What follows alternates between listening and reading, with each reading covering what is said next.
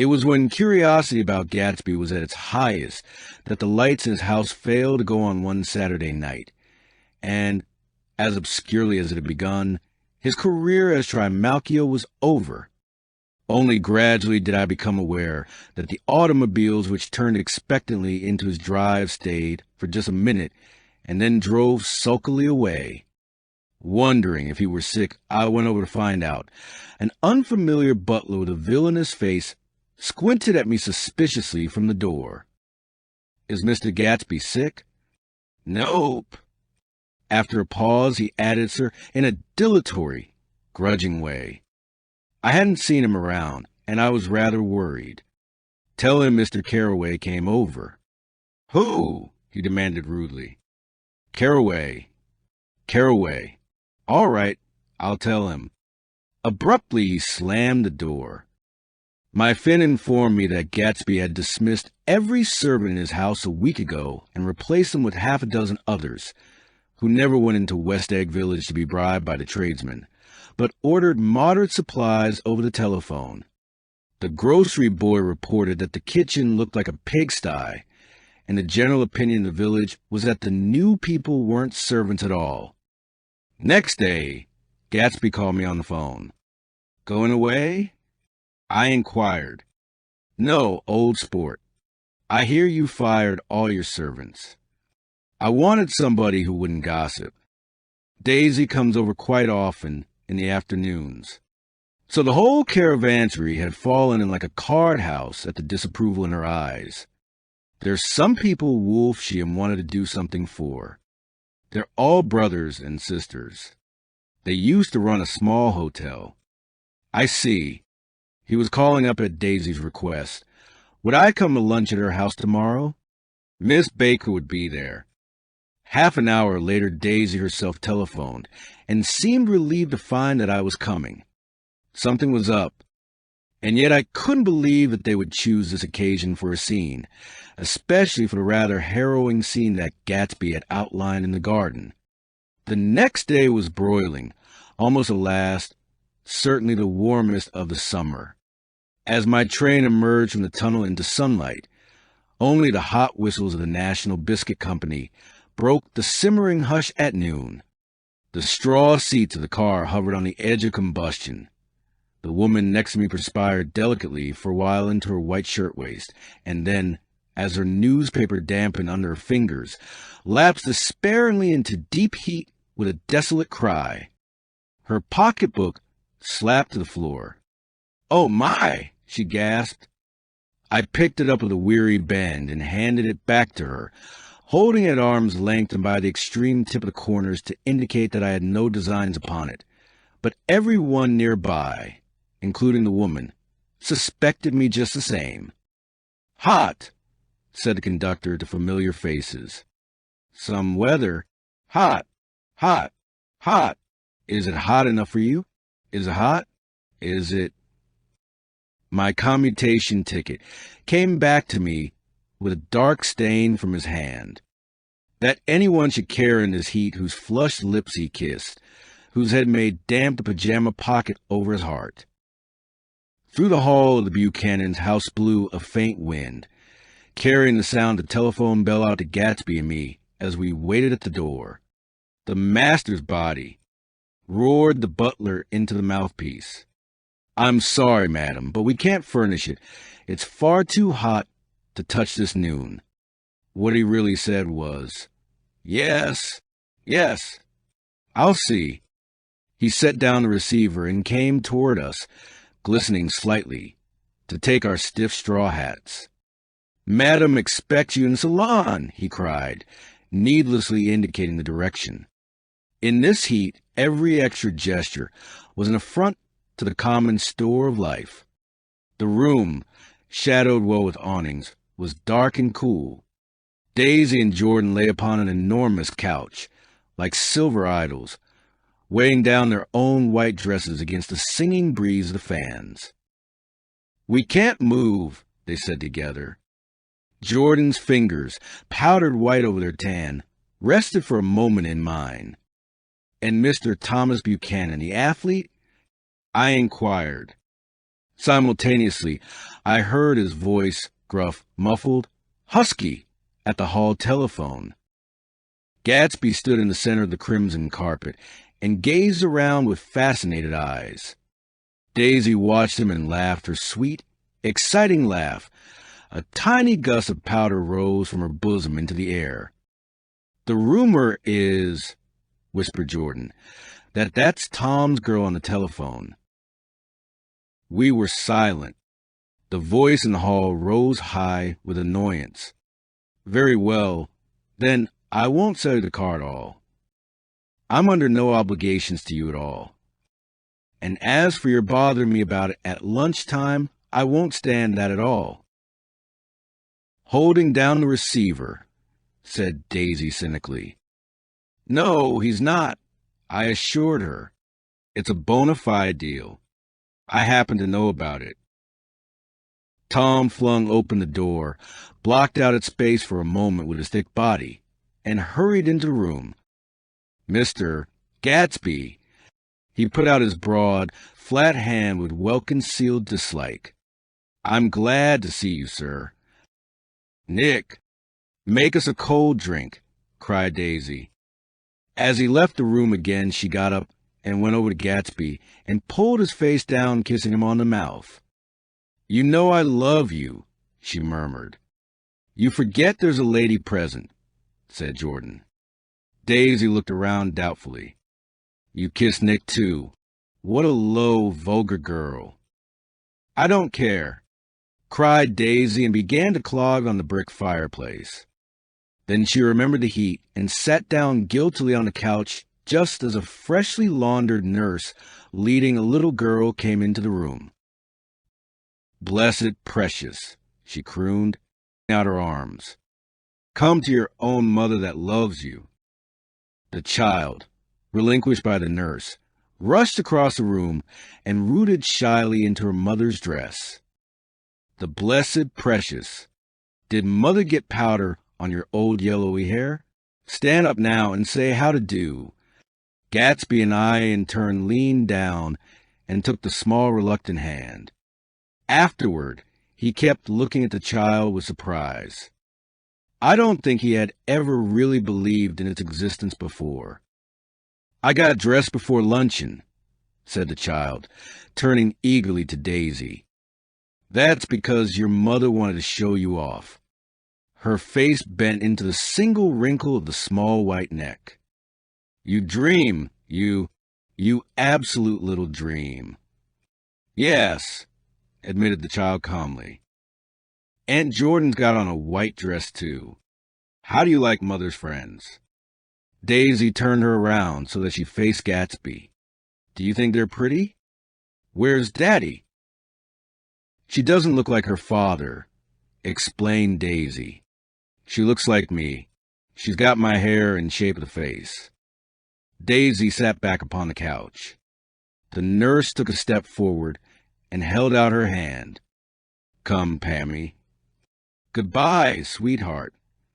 With a reluctant backward glance, the well-disciplined child held her nurse's hand and was pulled out the door, just as Tom came back, preceding 4 gin rickeys that clicked full of ice.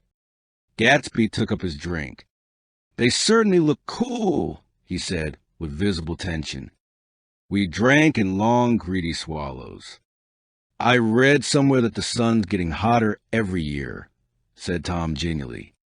"It seems that pretty soon the Earth's going to fall into the sun, or wait a minute. It's just the opposite. The sun's getting colder every year." "Come outside," he suggested to Gatsby.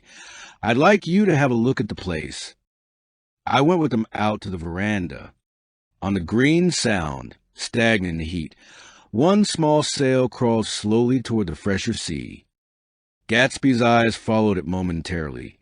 He raised his hand and pointed across the bay. "I'm right across from you." "So you are." Our eyes lifted over the rose beds and the hot lawn and the weedy refuse of the dog days along shore. Slowly the white wings of the boat moved against the blue, cool limit of the sky. Ahead lay the scalloped ocean and the abounding blessed isles. "There's sport for you," said Tom, nodding.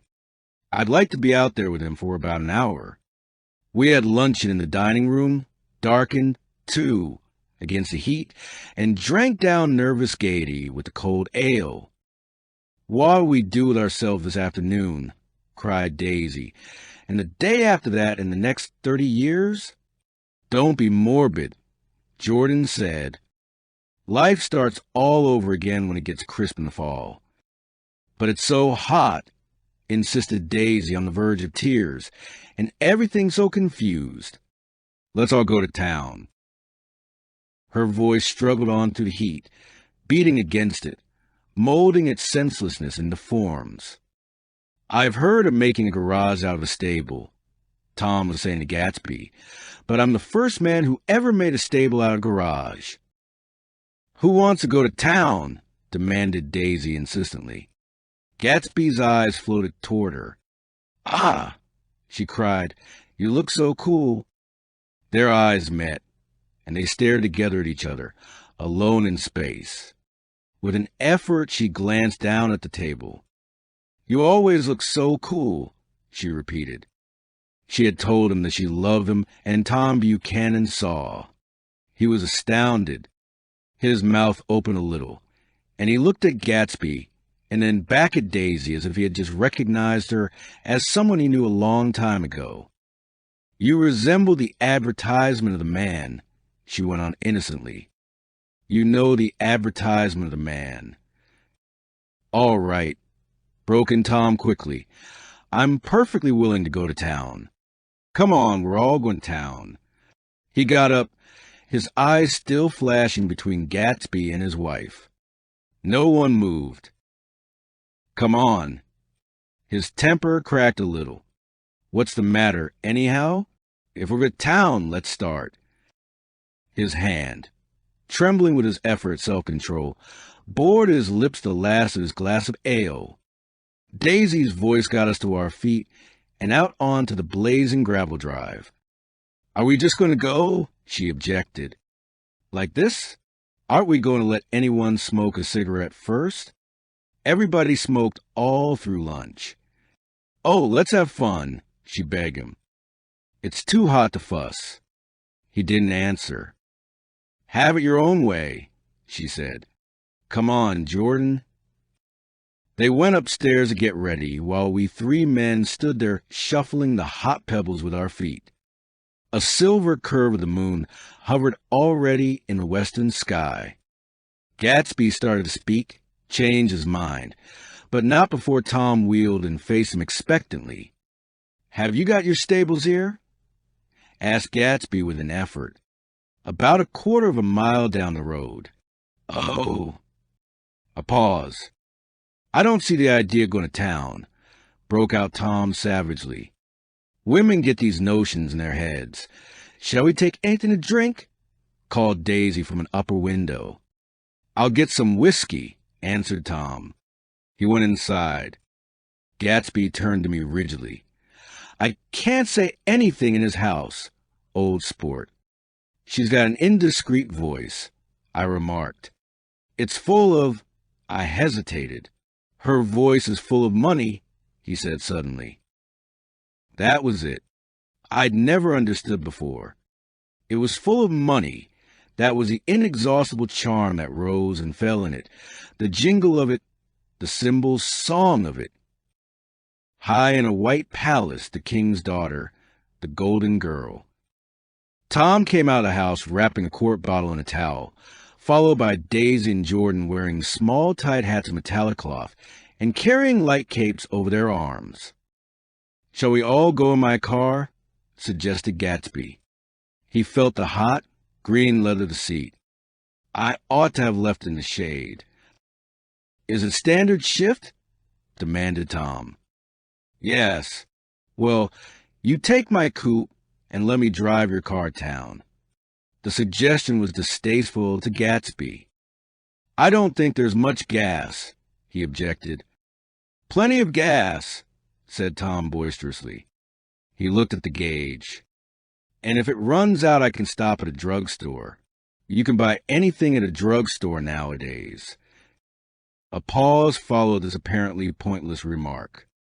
Daisy looked at Tom, frowning in an indefinable expression, at once definitely unfamiliar and vaguely recognizable, as if I'd only heard it described in words, passed over Gatsby's face.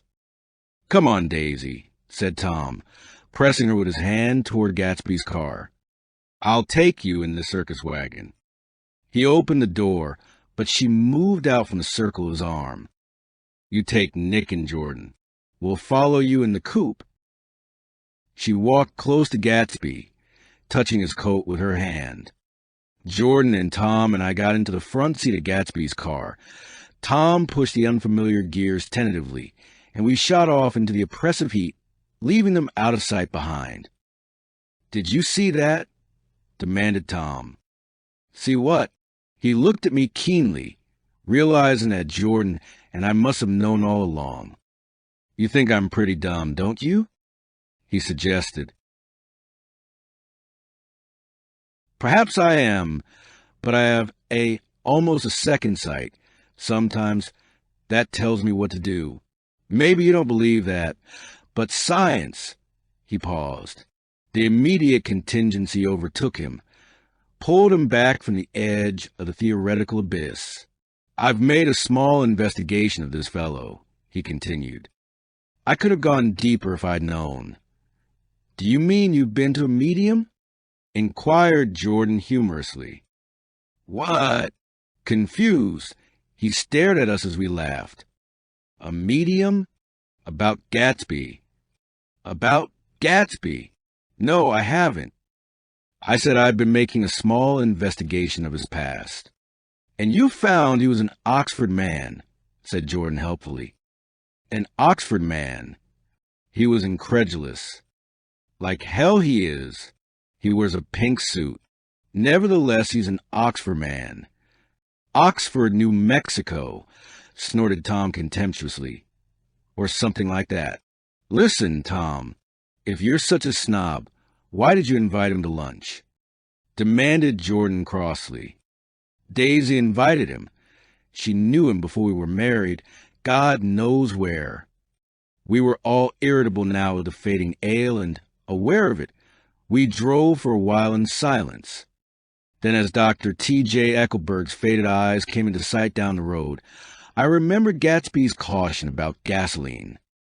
"We got enough to get us to town," said Tom. "But there's a garage right here," objected Jordan. "I don't want to get stalled in this baking heat." Tom threw on both brakes impatiently, and we slid to an abrupt, dusty stop under Wilson's sign. After a moment, the proprietor emerged from the interior of his establishment and gazed hollow-eyed at the car. "Let's have some gas," cried Tom roughly. "What do you think we stopped for? To admire the view." "I'm sick," said Wilson without moving. "I've been sick all day. What's the matter?" "I'm all run down."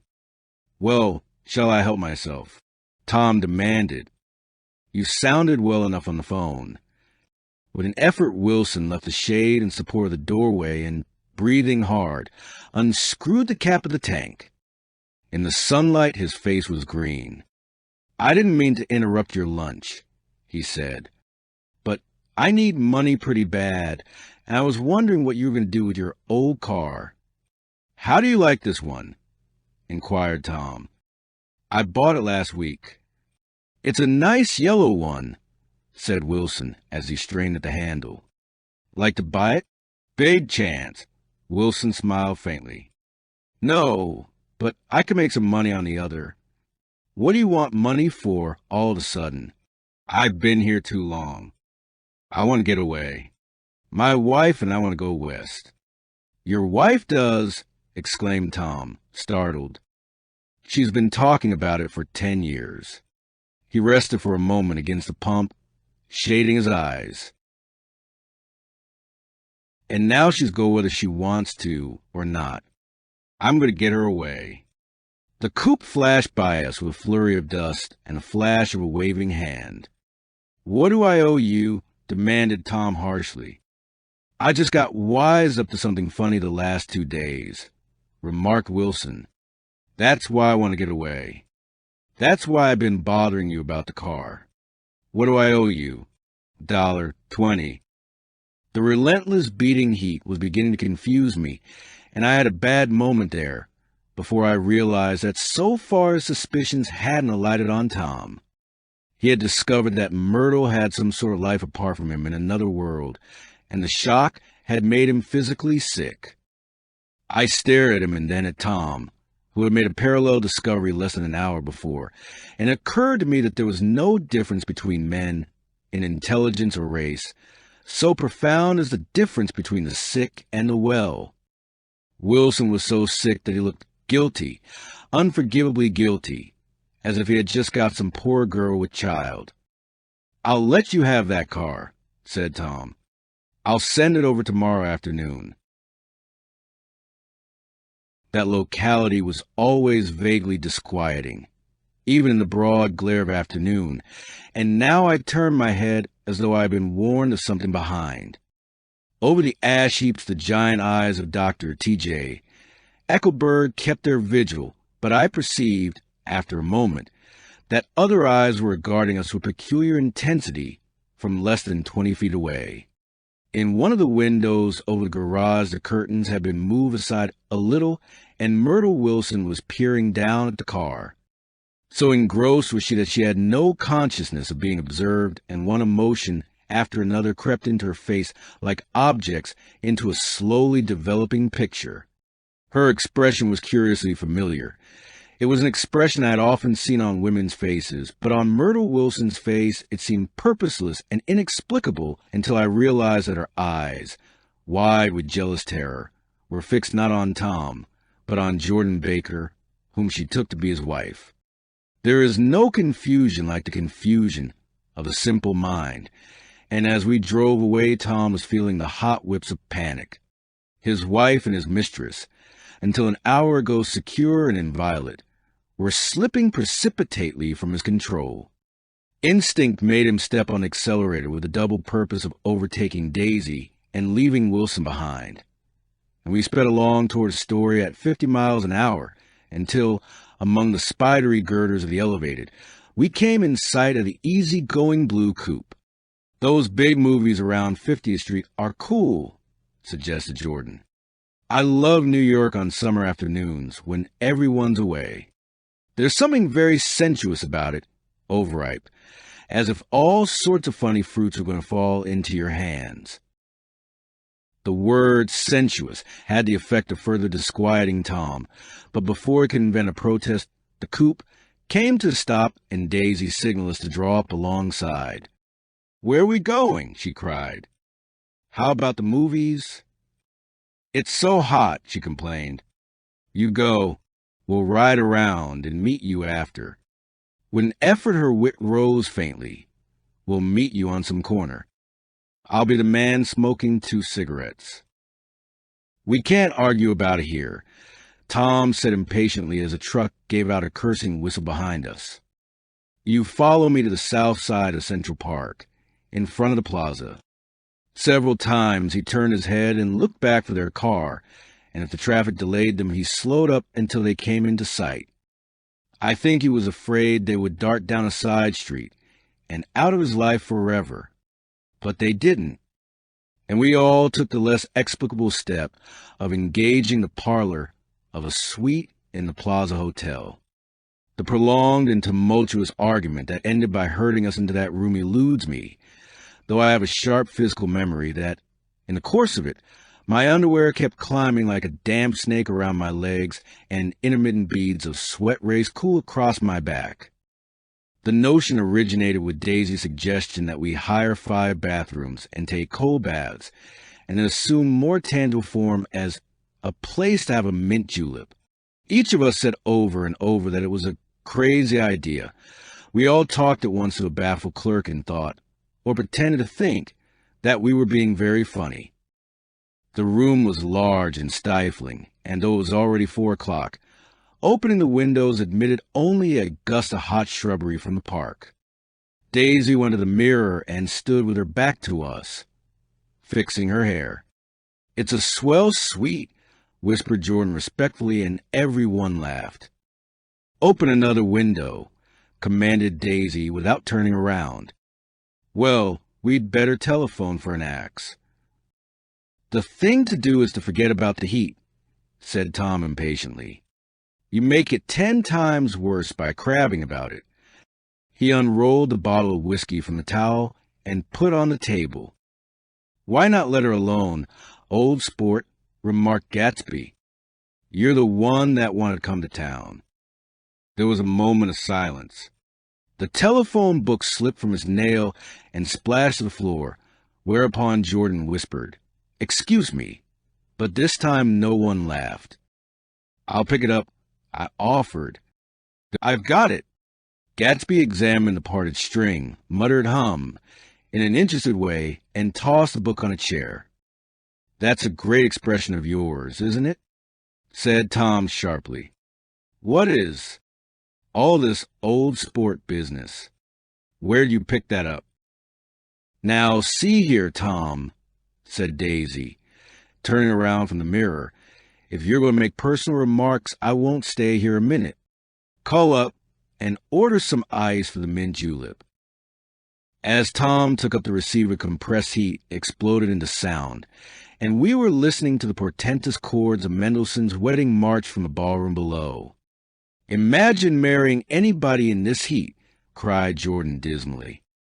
"Still, I was married in the middle of June," Daisy remembered. "Louisville in June." Somebody fainted. "Who was it fainted, Tom?" "Biloxi," he answered shortly. "A man named Biloxi. Blocks, Biloxi, and he made boxes, that's a fact. And he was from Biloxi, Tennessee." "They carried him into my house," appended Jordan, "because we lived just 2 doors from the church. And he stayed 3 weeks, until Daddy told him he had to get out. The day after he left, Daddy died." After a moment, she added, as if she might have sounded irreverent, "There wasn't any connection. I used to know a Bill Biloxi from Memphis." I remarked, "That was his cousin. I knew his whole family history before he left. He gave me an aluminum putter that I use today." The music had died down as the ceremony began, and now a long cheer floated in at the window, followed by intermittent cries of "Yay," and finally by a burst of jazz as the dancing began. "We're getting old," said Daisy. "If we were young, we'd rise and dance." "Remember Biloxi," Jordan warned her. "Where'd you know him, Tom?" "Biloxi?" He concentrated with an effort. "I didn't know him. He was a friend of Daisy's." "He was not," she denied. "I'd never seen him before. He came down in the private car." "Well, he said he knew you. He said he was raised in Louisville. Asa Bird brought him around at the last minute and asked if we had room for him." Jordan smiled. "He was probably bumming his way home. He told me he was president of your class at Yale." Tom and I looked at each other blankly. "Biloxi?" "First place, we didn't have any president." Gatsby's foot beat a short, restless tattoo, and Tom eyed him suddenly.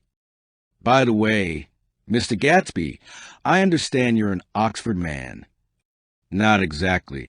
"Oh, yes, I understand you went to Oxford." "Yes, I went there." A pause. Then Tom's voice, incredulous and insulting. "You must have gone there about the time Biloxi went to New Haven." Another pause. A waiter knocked and came in with crushed mint and ice, but the silence was unbroken by his "Thank you," and the soft closing of the door. This tremendous detail was to be cleared up at last. "I told you I went there," said Gatsby. "I heard you, but I'd like to know when." "It was in 1919. I only stayed 5 months. That's why I can't really call myself an Oxford man." Tom glanced around to see if we mirrored his unbelief, but we were all looking at Gatsby. It was an opportunity they gave to some of the officers after the armistice. He continued, "We could go to any of the universities in England or France. I wanted to get up and slap him on the back. I had one of those renewals of complete faith in him that I'd experienced before. Daisy rose, smiling faintly, and went to the table. "Open the whiskey, Tom," she ordered, "and I'll make you a mint julep. Then you won't seem so stupid to yourself. Look at the mint." "Wait a minute," snapped Tom. "I want to ask Mr. Gatsby one more question." "Go on," Gatsby said politely. "What kind of a row are you trying to cause in my house anyhow?" They were out in the open at last, and Gatsby was content. "He isn't causing a row." Daisy looked desperately from one to the other. "You're causing a row. Please have a little self-control." "Self-control," repeated Tom incredulously. "I suppose the latest thing is to sit back and let Mr. Nobody from nowhere make love to your wife. Well, if that's the idea, you can count me out."